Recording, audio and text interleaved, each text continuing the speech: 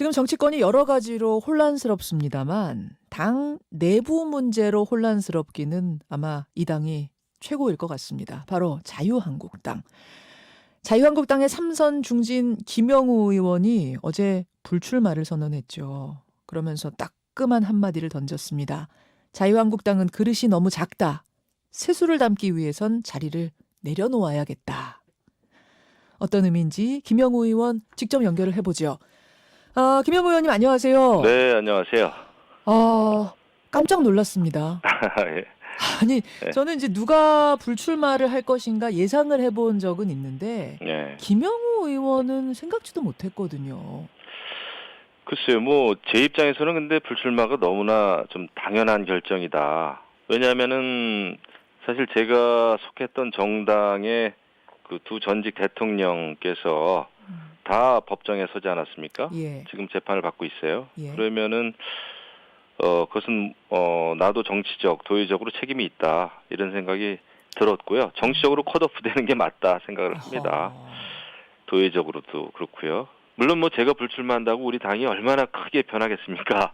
하지만 그럼에도 불구하고 당의 그 변화를 위해서 작은 불씨라도 좀 돼야 되겠다. 이게 결국 차잔 속의 태풍일지언정 이렇게라도 하지 않으면 안 되겠다라는 생각 때문에 불출마 선언을 했죠. 이렇게라도 하지 않으면 안 되겠다는 생각. 조금 전에 그러셨어요. 스스로 컷오프 되는 게 맞겠다. 근데 김영우 의원이 그 전직 대통령들이 감옥 가는데 뭔가 역할을 한 것도 아니고 김영우 의원이 나서서 그런 것도 아니고 당직 지도부였던 것도 아니고 왜 그런 생각을 하셨습니까? 아니죠. 저도 사실 이명박 대통령, 박근혜 대통령이 잘 나갈 때는 예. 다 대통령 이름 팔아서 정치를 했고 아하. 그것만으로도 저는 퇴출되는 게 맞다, 불출마하는 게 맞다 이런 생각을 합니다. 그럼 그런 상황에 있는 다른 국회의원들도 다른 당 의원들도 함께 컷오프 되는 게 맞다고 보세요?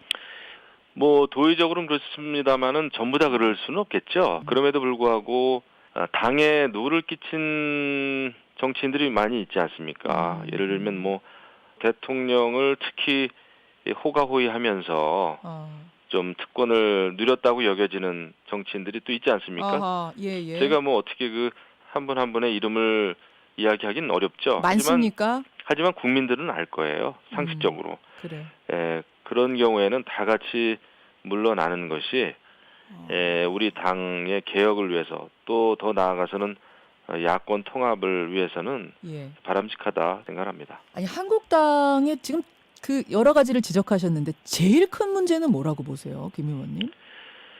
저희가 변화하지 않는 거죠. 스스로 우리가 얼만큼 위기에 빠져 있다는 걸 모르고 있고 우리가 왜 국민들의 마음을 얻지 못하는가를 모르고 있습니다. 계속 말은 하는데 실천이 없어요. 당 대표께서도 스스로 내려놓겠다라는 말씀을 많이 하셨어요. 저는 그 진정성을 믿습니다. 왜냐하면 그 엄동설안에 단식까지 하셨지 않습니까? 진정성을 믿습니다만은 지금 이제 필요한 것은 액션입니다. 실천이에요. 당 지도부도 나서줘야 됩니다. 지금은요. 진짜 혁신하고 진짜 개혁하는 모습을 보여줘야 한다. 보여줘야 되죠. 그렇게 하자고 해서 있었던 게 새로운 인재 영입이라든지 있었거든요. 액션이. 그게 잘못됐죠. 저는 우리가 몇 명의 사회적으로 덕망 있거나 사회적으로 소위 잘 나가는 그런 분들을 영입하는 형태로 해가지고 과연 자유한국당이 변화됐다라고 국민들이 생각을 하실까? 저는 아니라고 봅니다. 결국은 저희가 헛발질을 했어요. 박찬주 대장 이런 분들 신뢰만 떨어뜨린 거죠. 혁신의 액션은 일단은 헛발질이었다고 보시는 거고 또 하나 액션은 읍참마속이라고 황 대표가 표현한 당직자 전원 사표, 물갈이가 있었습니다. 이건 어떻게 보세요?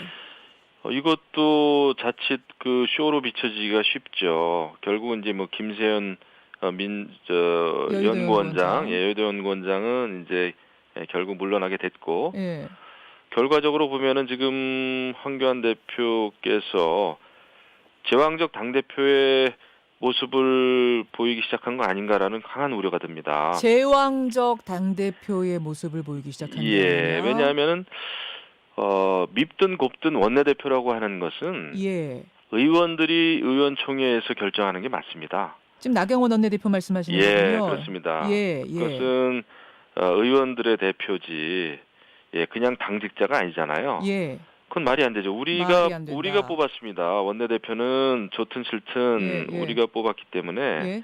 예, 그 결정은 우리가 해야 되는 것이고 의원들의 대표란 말이에요. 원내대표는. 그렇죠. 물론 또 지금 원내대표 나서겠다고 하는 분들도 저는 솔직히 이해는 안 가요. 지금 이 와중에 오히려 이 시국에서 원내대표를 새로 교체해가지고 이 또 집안 싸움만 해야 되는 것이냐? 저는 이것도 사실 상식적이지 않다고 봅니다. 그럼에도 불구하고 예, 예. 원칙적으로는 원내대표는 의원들이 결정하는 게 맞다. 그러면 왜 이렇게 했다고 보십니까? 의원들의 반발이 이렇게 있을 것을 알면서 뭐 예상 못했을 리가 없지 않습니까? 지도부가 왜 이런 결정을 했다고 보세요? 그거는 제가 뭐 알 수가 없습니다만은 최근에 여러 가지 자리 다툼이 있지 않았습니까? 있었죠. 서울시당위원장 문제도 그렇고 이런 결정하는 데 있어서도 황교안 대표와 나경원 원내대표의 그 갈등설이 있었단 말이에요. 부딪힘이 있었죠. 네, 그러니까 이런 것들이 계속해서 쌓이지 않았나. 그리고 황교안 대표 입장에서는 그런 게 있었겠죠. 지금 열심히 대여 투쟁을 하는데 예. 자유한국당의 지지율이 정체를 보이고 있단 말이에요. 예, 예. 이런 상황에서 이거 원내 전략이 잘못됐다. 나경원 원내대표는 부족하다. 그런 생각을 했을 수는 있어요. 했을 수 있다. 하지만 그것은 원내대표만의 문제가 아니고 제가 말씀드린 대로 전략이 전체적으로 부족했고 또 웰빙 정당의 모습을 계속 보여왔고 국민들하고 함께 한다는 게 부족했습니다. 그런 저는 전반적인 게 어우러진 거. 그렇죠. 모든 게 쌓인 것 같아요. 그럼 결국은 황 대표 1인 체제로 총선 치르겠다는 의미로 지금 뭐 이렇게 봐도 되는 건가요? 그렇게 보고 싶지 않은데 지금 달리 지금 그 변화, 개혁의 무슨 그 실천이 안 나오고 있어요. 지금 이제 2차례, 3차례 뭐 이렇게 당직 인사를 하는 것만 봐도 사실은 좀 실망스럽습니다. 다양한 이야기를 들으셔야 되고 특히 내년 총선은 수도권에서 결판이 나게 돼 있어요. 이렇게 다당제 체제에서는 더더군다나 이런 상황에서 그런데 그 수도권에 대한 선거 전략은 좀 아직 눈에 띄지 않는다. 그 다음에 이제 총선 기획단도 글쎄요, 다들 한 분 한 분은 훌륭하지만 지금 우리 국민들이 볼 때는 과연 그 총선 기획단에서 얼마만큼 제대로 된 자기 목을 자기가 칠 수 있을 것인가, 이런 공천 개혁안을 만들 수 있을 것인가, 그런 그 걱정이 좀 되죠. 황교안 1인 체제에 대한 지금 우려를 말씀하셨어요. 그러면서 수도권 얘기하셨어요. 김영호 의원도 수도권이 지역구인 분이니까 아마 수도권 의원들 얘기 많이 들을 텐데 지금 나경원 원내대표가 이렇게 경질이 되고 후보로 나와 계시는 분 중에 물론 심재철 후보 계시지만 강석호, 유기준 의원은 후보는 다 저 영남 분들이시고 이것에 대한 우려도 있습니까? 우려가 있죠. 정치란 게 그렇더라고요. 저도 뭐 잘 모르겠습니다만은 내가 어떤 생각을 가지고 있느냐도 중요하지만 남들이 나를 어떻게 생각하느냐가 굉장히 중요하더라고요. 그렇게 봤을 때 과연 그 PK, TK 출신의 의원들이 다수를 이루는 지금 우리 당의 그 당직이라든지 이런 것이 수도권 선거에는 도움이 안 되겠다라는 생각은 좀 들죠. 수도권 의원들 그럼 이렇게 모이시면은 야 이거 수도권 버리는 거 아니야? 뭐 이런 좀 부글부글한 민심도 있어요. 걱정을 하죠. 이거 자칫 잘못하면 선거 이후에 TK 정당 되는 거 아니냐. 이런 말도 이제 하는데 그런 그 국민들의 우려와 이런 불신을 불식시키기 위해서 당직 그다음에 총선 기획단 또 나중에 이제 공천관리위원회 또 꾸려지겠죠. 이런 거 다 필요하죠. 다 필요하다. 그다음에 그 전에 이제 자진 불출마 이런 게 좀 잘 이루어지면 더 좋겠고요. 그래요. 공천을 앞두고 있기 때문에 사실 단체 행동까지 가는 거는 쉬운 일은 아닌데 김영우 의원님 지금 그럼 이 황 대표가 끌고 가는 1인 체제에 대한 불만의 목소리가 당에서 한 어느 정도인지 몇 %라고 대략 보세요? 글쎄요, 이걸 뭐 수치화할 수는 없죠. 뭐 대략입니다만. 예, 하지만 원칙적으로 이 방향이 잘못됐다 해서 보니까 이게 정말 어떤 계파나 이런 거와 관계없이 예. 저는 뭐 최소한 반 이상은 되지 않겠습니까? 아, 반 이상이요? 예, 제 느낌입니다만은. 그래요? 그렇다면 문제가 좀 있는 거겠죠. 그럼 이대로 만약 밀고 간다면 뭐 단체 행동 같은 게 나오기 쉽지 않다라고 상정했을 때 이대로 간다면 총선 어떻게 전망하세요? 그러니까 요것만 가지고는 내년 뭐 4월이니까 예. 시간이 많이 남아 있습니다. 우리가 또 이제 여러 가지 뭐 인재 영입이 됐든 초빙이 됐든 그런 게 좀 있을 것이고 또 자진 출마할 분들도 저는 더 있는 걸로 제가 알고 있고요. 자진 불출마. 예. 몇 분이나 계세요? 알고 계시기로는. 그 숫자는 얘기할 수 없습니다만은 그래도 이어질 거라고 제가 확신을 하고 있어요. 10손가락 넘습니까? 파악하시는 거는? 뭐 그 정도까지 파악은 못했습니다. 하지만 제가 알고 있는 그런 게 좀 이어질 것이고 그다음에 이제 우리끼리의 정당이다 이런 생각이 좀 들어요. 이것을 보다 넓게 확대해서 야권 통합의 길로 가야 될 겁니다. 제가 황 대표께 몇 차례 그 단독 미팅 면담을 했어요.